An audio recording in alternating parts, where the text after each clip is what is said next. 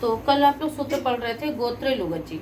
उसमें क्या था कि आजादी प्रत्यय विवक्षित हो यानी आजादी प्रत्यय आएगा तो जो गोत्र में उत्पन्न प्रत्यय का लुक विधान किया गया य और ऐ का, उसका लुक नहीं होगा। अब अगला सूत्र है यूनि लुक। अगला सूत्र क्या है? Uni look. यूनि सप्तमी का एक वचन, लुक प्रथमा का एक वचन। अनुवृत्ति है इसमें अचि, गोत्र लुगची से अचि की अनुवृत्ति है।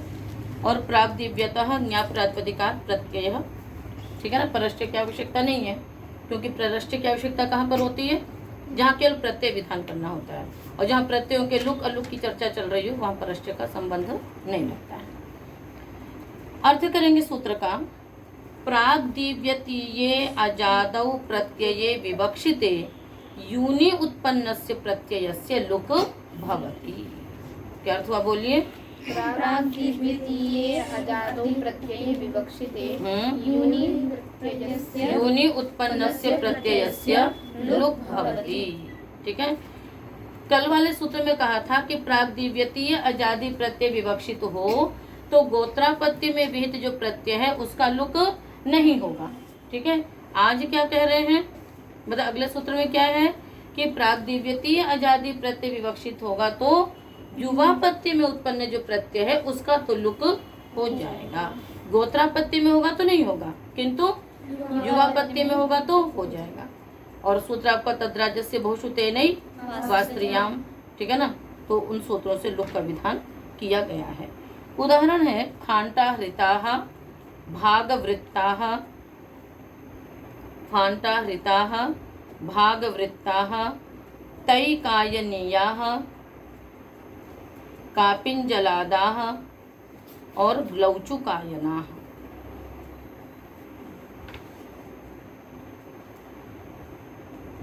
ठीक है। सबसे पहले हम लोग देखेंगे फाण्टाहृता। फाण्टाहृतस्य छात्राः इति फाण्टाहृताः, ठीक है ना। फाण्टाहृतस्य छात्राः इति फाण्टाहृताः। मूल प्रकृति आपका है फाण्टाहृत, उससे हम अपत्य अर्थ में प्रत्यय करेंगे। फाण्टाहृतस्यापत्यम ऐसा विग्रह करके फाण्टाहृतस्य गोत्रापत्यम, क्या विग्रह करेंगे? फाण्टाहृतस्य गोत्रापत्यम ऐसा विग्रह करके अतः ई से हमने ई प्रत्यय कर लिया। क्या कर लिया? अतः ई से हमने ई प्रत्यय किया।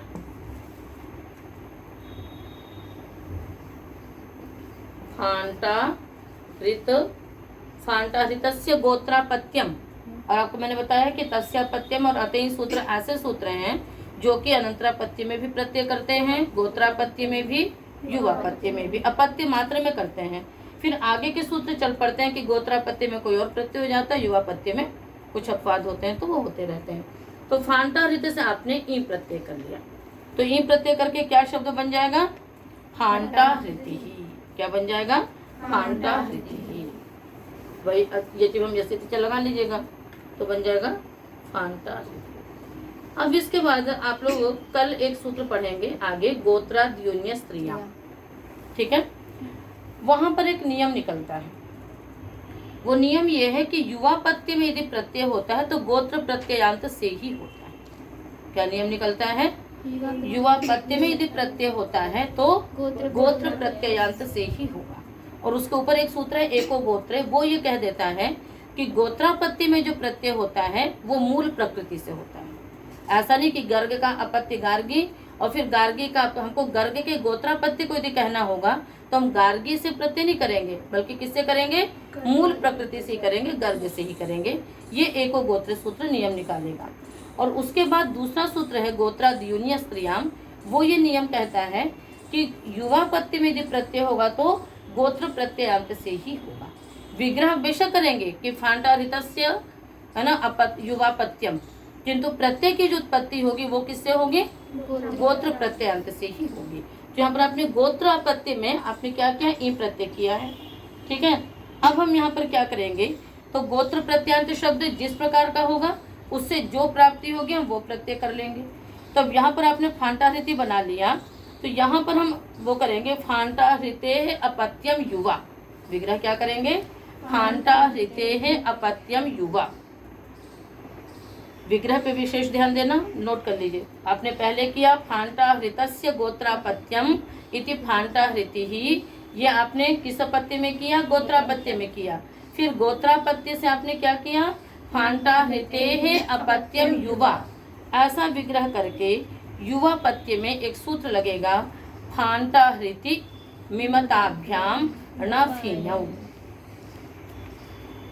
फांटा हृति मिमताभ्याम न फीयौ, इस सूत्र से क्या हो जाएगा कि फांटा हृति और मिमत इन प्रातिपदिकों से युवा पत्य में क्रमशः न और फिर प्रत्यय होते हैं। यहाँ पर न प्रत्यय हो गया। क्या प्रत्यय हो गया? न प्रत्यय हो गया।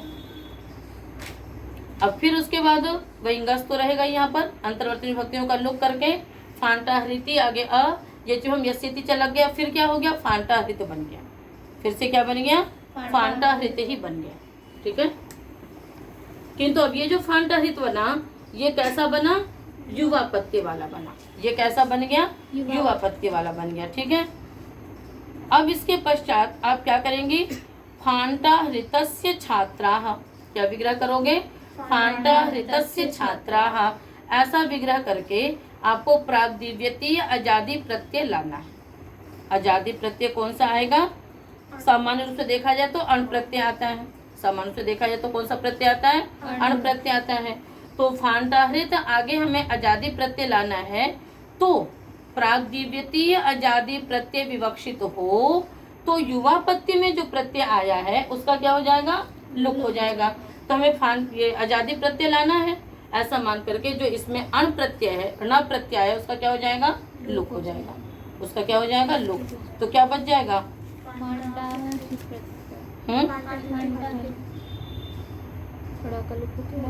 नहीं, तो आधा नहीं बचेगा। अब क्या होगा कि जब ना का लुक होगा, यानी प्रत्यय कौन सा था? ना। अब जब ना का लुक होगा तो ना को मान करके जो हमने यस्यति च लगाया था वो भी क्या हो गया? नहीं रह गया। तो फिर से फांटा रीति बन गया। बात समझ में आई? क्या हुआ? ना प्रत्यय के परे रहते ना का अ बचा था, आ के परे रहते हमने यचिवम यस्यति च लगाया था, जिसके कारण से ई का लोप हो गया था, और ई का लोप होने के बाद अ उसमें मिल गया था। अब क्या हुआ? अजादि प्रत्यय आएगा, ऐसा मान करके हमने क्या किया? यहाँ पर जो युवा पत्य में ना प्रत्यय आया था उसका क्या हो गया? लोप हो गया। जब वो प्रत्यय ही नहीं रहा तो यहाँ पर फिर भा संज्ञा भी नहीं मानी गई। जब भा संज्ञा नहीं रही तो यस्यति च से जो ई का लोप हुआ था वो भी नहीं हुआ। वो भी नहीं होता, आपको क्या दिखाई देगा? फांटा हृति। क्या दिख गया आपको? फांटा हृति। ठीक है, पहले जैसे ही रह गया। अब जो प्रत्यय करेंगे वो क्या करेंगे? अब फांटा हृते छात्रा अपने विग्रह क्या हुआ है, आपको अजादि प्रत्यय लाना है, तो अजादि प्रत्यय कौन सा लाएंगे? हम यहाँ पर ईयश्च सूत्र लगा देंगे, क्योंकि वर्तमान में हमें जो शब्द दिखाई दे रहा है, जो प्रकृति दिखाई दे रही है, उस प्रकृति वाला सूत्र लगाएंगे। तो ईयश्च, ईयश्च सूत्र क्या करता है? निकाल लीजिए। 4 2 111।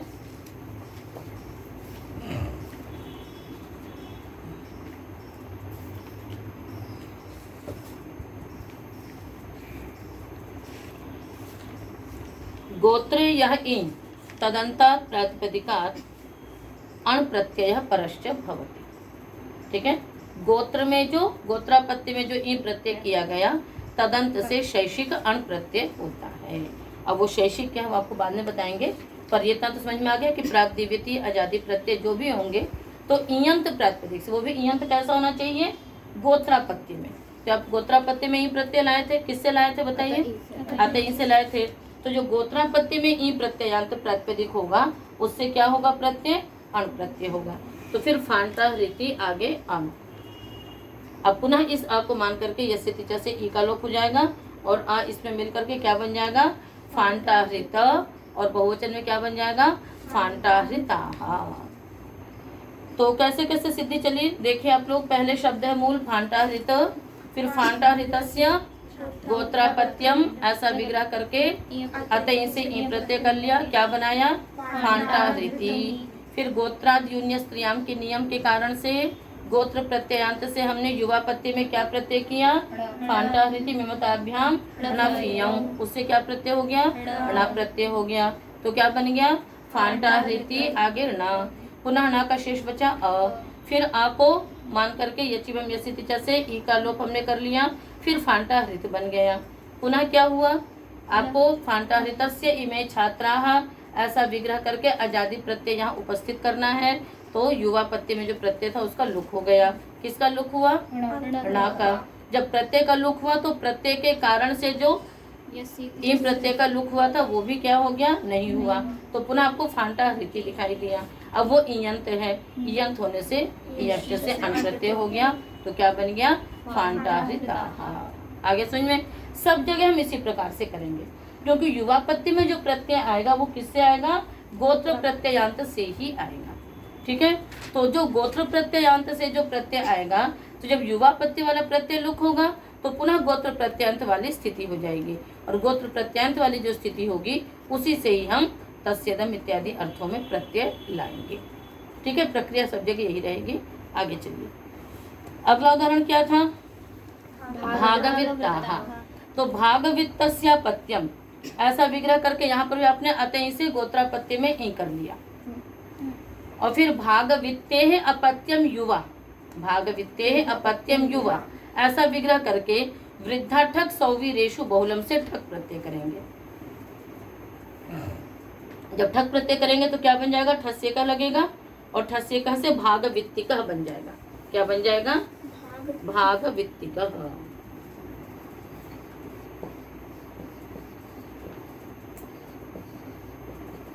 अब भागवित्तिकस्य छात्राः ऐसा विग्रह करके अजादि प्रत्यय की विवक्षा हुई, उससे पहले ही क्या हो गया, ठक प्रत्यय का लुक हो गया।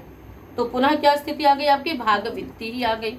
फिर वही इयष्ट होने के कारण से अण प्रत्यय आ जाएगा, क्या बन जाएगा, भागवित्ताः। ठीक है, तो यहाँ पर किस प्रत्यय का लुक हुआ, ठक का। अगला देखे, तैकाय नीया। तिकस्य गोत्रापत्यम ऐसा विग्रह करके तिकादिभ्य फी से फी प्रत्यय लाएंगे। बस प्रक्रिया सारी वही रहेगी। ठीक है ना, गोत्रापत्य में प्रत्यय आएगा, फिर तदंत से युवा पत्य में प्रत्यय आएगा, फिर प्राग्दिव्यति अजादि प्रत्यय विवक्षित होने पर युवा प्रत्यय का लुक हो जाएगा, आपको गोत्र प्रत्यांत शब्द दिखेगा। उस गोत्र प्रत्यांत से जिस प्रत्यय की प्राप्ति होगी वो प्रत्यय फिर हो जाएगा। ठीक है, समझ में आ रहा नहीं आ रहा, चलिए। तो आपने फी प्रत्यय किया, फी को क्या बन हो गया, आयन हो गया। क्या बन जाएगा, तैकायनी। क्या बन जाएगा, तैकायनी। अब तैकायने है अपत्यम युवा, क्या विग्रह करेंगे, तैकायने है अपत्यम युवा ऐसा विग्रह करके फेश छ सूत्र लगाएंगे। क्या सूत्र लगाएंगे, फेश छ। ठीक है ना, फियंतात् प्रातिपदिकात् युवा प्रत्यय छ प्रत्यय परश्च भवति। तो तैकायनी से छ प्रत्यय किया, क्या बन जाएगा, तैकायनीयः। क्या बन जाएगा, तैकायनीयः। फिर तैकायनीयस्य छात्राः ऐसा अजादि प्रत्यय विवक्षित होने पर क्या कर देंगे, युवा प्रत्यय का लुक होगा। युवा प्रत्यय वाला प्रत्यय कौन सा है, छ। छ का लुक होकर क्या दिखाई दिया, तैकायनी। अब ये वृद्ध संज्ञक है तो वृद्धा छ से छ हो गया, क्या बन गया, तैकायनीयाः। ठीक है, अगला देखिए, कापिंजलादाः। यहाँ पर भी कपिंजलाद शब्द है, मूल शब्द क्या है, कपिंजलाद। कपिंजलादस्य पत्यम गोत्रापत्यम ऐसा विग्रह करके अतः से ई किया आपने। इसकी तो पूरी प्रक्रिया वैसी रहेगी। क्या बन जाएगा, कापिंजलादि। फिर कापिंजलादे अपत्यम युवा ऐसा विग्रह करके क्या प्रत्यय आएगा, यहाँ पर सूत्र लग जाएगा पूर्वादिभ्यो ण्यः। पूर्वादिभ्यो ण्यः से ण्य प्रत्यय होगा, तो क्या बन जाएगा, कापिंजलाद्यः। बस उस सूत्र को याद रखिए कि किससे क्या प्रत्यय होगा, युवा प्रत्यय में क्या प्रत्यय आएगा। कापिंजलाद्यः बना, और फिर कापिंजलाद्यस्य छात्राः ऐसा विग्रह करके अजादि प्रत्यय आएगा, किंतु उस प्रत्यय के आने से पहले ही क्या हो जाएगा, युवा प्रत्यय में कौन सा प्रत्यय आता है, जोड़निया, उसका लुक हो गया। क्या रह गया, कापिंजलादि। फिर ये इयंत प्रातिपदिक है, इयष्ट से पुनः अण प्रत्यय होकर के क्या बन जाएगा, कापिंजलादाः। ठीक है, इसी प्रकार से ग्लौचुकायनाः। ग्लुचुका है ना, ग्लुचुक शब्द है, क्या है शब्द, ग्लुचुक। ग्लुचुकस्य गोत्रापत्यम ऐसा विग्रह करके हम प्राचाम वृद्धा फिन बहुलम से फिन प्रत्यय लाएंगे। फ को आयन भी हो जाएगा, क्या बन जाएगा, ग्लुचुकायन। क्या बनेगा, ग्लुचुकायन। यहाँ वृद्धि नहीं होगी, नहीं फी प्रत्यय हो रहा ना, फिन, तो ग्लुचुकायनी बनेगा। ग्लुचुकायनी बनेगा ना, फी का ई भी मिल जाएगा उसमें, तो ग्लुचुकायनी रहा। फिर ग्लुचुकायने अपत्यम युवा, ऐसा विग्रह करके वही अभी जो सूत्र लगाया था, नहीं यहाँ पर वो नहीं लगेगा, यहाँ पर लगेगा आपका तस्यापत्यम, तस्यापत्यम से अण आएगा। ग्लुचुकायने अपत्यम युवा, ऐसा विग्रह करके तस्यापत्यम से अण प्रत्यय करेंगे तो बन जाएगा ग्लौचुकायनः, ई का लोप हो जाएगा। फिर है ना, जब अण आएगा तो वृद्धि हो जाएगी आदेश को, तो ग्लौचुकायनः बना। फिर ग्लौचुकायनस्यापत्यम युवा, नहीं युवा पत्नी तो अपने अण प्रत्यय ले लिया। फिर ग्लौचुकायनस्य छात्रा, ऐसा विग्रह करके आजादी प्रत्यय आएगा, ऐसा मान के अण प्रत्यय का लोप हो गया। फिर क्या दिखाई दिया आपको, ग्लौचुकायनी, क्या दिखाई दिया, ग्लौचुकायनी। और फिर इससे क्या हो जाए, नहीं अभी तो आप रखिए, हाँ जब वृद्धि भी समाप्त हो जाएगी तो क्या रह जाएगा, ग्लुचुकायनी। ठीक है, अब यहाँ पर फिर वही तस्येदम लग जाएगा, तस्येदम से क्या हो जाएगा आपका अण प्रत्यय आएगा, अण प्रत्यय आएगा तो क्या होगा फिर, हाँ उधर तो वृद्धि हो जाएगी, इधर ई का लोप हो जाएगा तो ग्लौचुकायनः बन जाएगा। तो इस प्रकार से ये आपके सूत्र, ये सारे शब्द हुए। तो सभी में आपको इसका ध्यान देना है कि सारे प्रत्यय पहले क्या लाएंगी, गोत्रापत्य में, जो भी विग्रह करेंगी किससे करेंगी, गोत्रापत्य से। फिर गोत्र प्रत्ययांत से युवापत्य में अलग अलग प्रत्यय आए। फिर तदंत से छात्राः, इस अर्थ में प्राग्दिव्यतीय आजादी प्रत्यय में आजादी प्रत्यय विवक्षित हुआ, तो जो युवापत्य था, युवापत्य में प्रत्यय था, उसी का क्या हो जाएगा, लुक हो जाएगा, तो उस वक्त गोत्र प्रत्यांत वाली स्थिति बन जाएगी। फिर गोत्र प्रत्यांत से जिसकी प्राप्ति होगी वो प्रत्यय आकर के रूप बन जाएगा। ठीक है, अगला सूत्र है फक्फियों अन्यतरस्याम। फक्फियों षष्ठी का द्विवचन, अन्यतरस्याम सप्तमी का एक वचन। ठीक है, फक्च फिंचेति फक्फियों तयोः फक्फियों। प्राग्दिव्यतीये अनुवृत्ति आ रही योनि लोक अचिकी। अर्थ करेंगे प्राग्दिव्यतीये अजादौ प्रत्यये विवक्षिते फक्फियोः युव प्रत्यययोः अन्यतरस्याम लुक भवति। क्या अर्थ हुआ, बोलिए।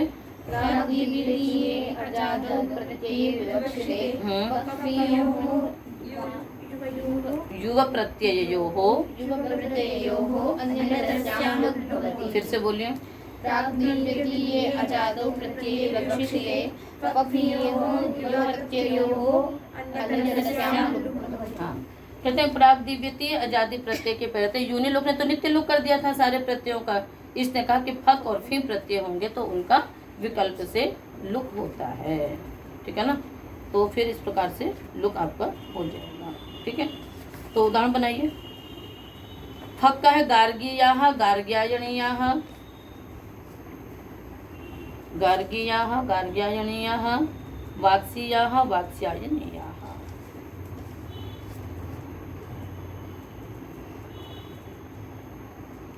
फी का है यास्कीयाः यास्कायनीयाः, यास्कीयाः यास। देखिए यहाँ पर क्या करेंगे हम लोग, पहले तो गर्गस्य गोत्रापत्यम ऐसा विग्रह करके यह प्रत्यय करेंगे तो क्या बना लेंगे, गार्ग्य। ठीक है, फिर गार्ग्य से गार्ग्यस्य अपत्यम युवा ऐसा विग्रह करके यञ्ञयोश्च सूत्र है 101 नंबर का। ठीक है, ये कहता है ययंत और यंत प्रातिपदिकों से फक प्रत्यय होता है, तो गोत्र प्रत्ययांत से क्या प्रत्यय होगा, युवा प्रत्यय में होगा। तो गार्ग्य शब्द रखेंगे पहले, गर्गस्य गोत्रापत्यम, गार्ग्य क्या बनाया आपने,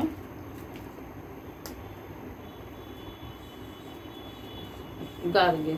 ठीक है, उसके बाद फिर क्या होगा, यञ्ञयोश्च से क्या हो जाएगा, युवा प्रत्यय में फक प्रत्यय होगा। ठीक है, अब इस फक का क्या होगा, फक को क्या हो जाएगा बताओ, आयन। फक को क्या होगा, आयन। तो आयन होने से क्या होगा, गार्ग्यायन बनेगा। क्या बनेगा, गार्ग्यायन। फिर गार्ग्यायनस्य छात्राः ऐसा विग्रह करके जो आजादी प्रत्यय आने वाला है ऐसा मान करके हम पहले क्या कर देंगे, फक का लोक कर देंगे। एक बार लोक करेंगे तो क्या बन जाएगा, गार्ग्य ही रह जाएगा। अब गार्ग्य आगे फिर क्या होगा, वृद्ध संज्ञक है ये, वृद्ध संज्ञक होने से यहाँ पर छ प्रत्यय आ जाएगा। तो गार्ग्य आगे छ, गार्ग्य आगे क्या रह जाएगा? छ। और उसके बाद फिर क्या बन जाएगा? सिद्धि हम पीछे कर चुके हैं, है ना। आपत्ति से तद्धिते नाति इत्यादि लगा करके या का लोप करके क्या बन जाएगा?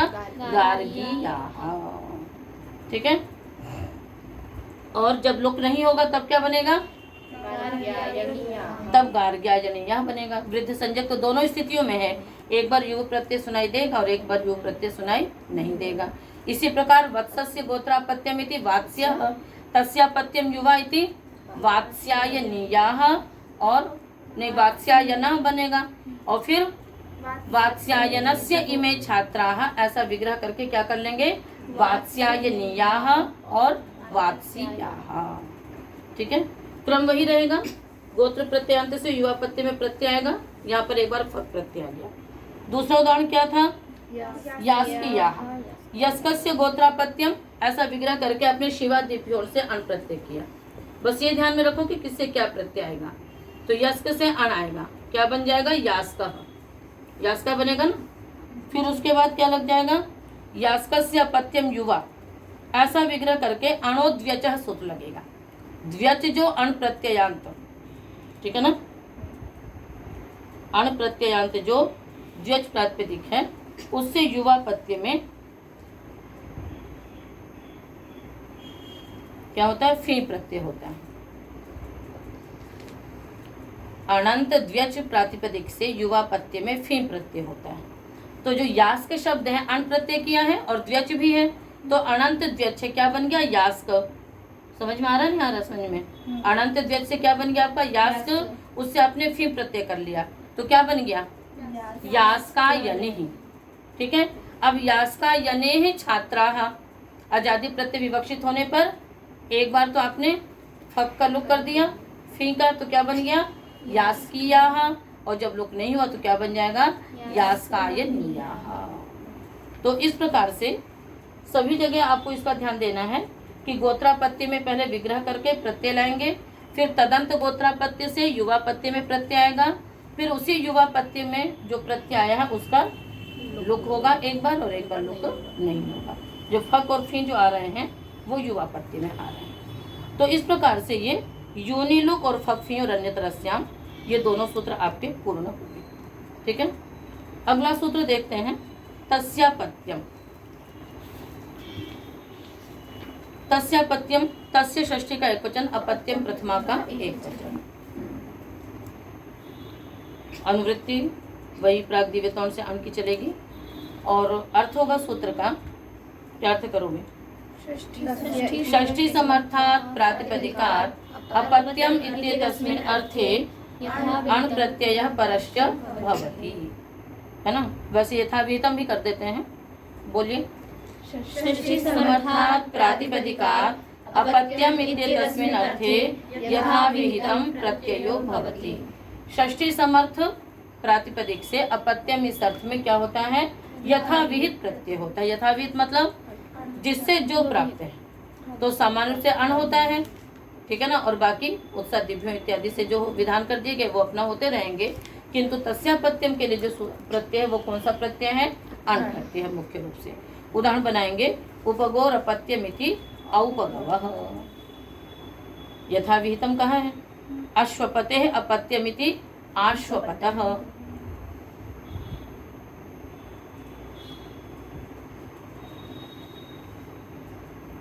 दितेः अपत्यमिति दैत्यः।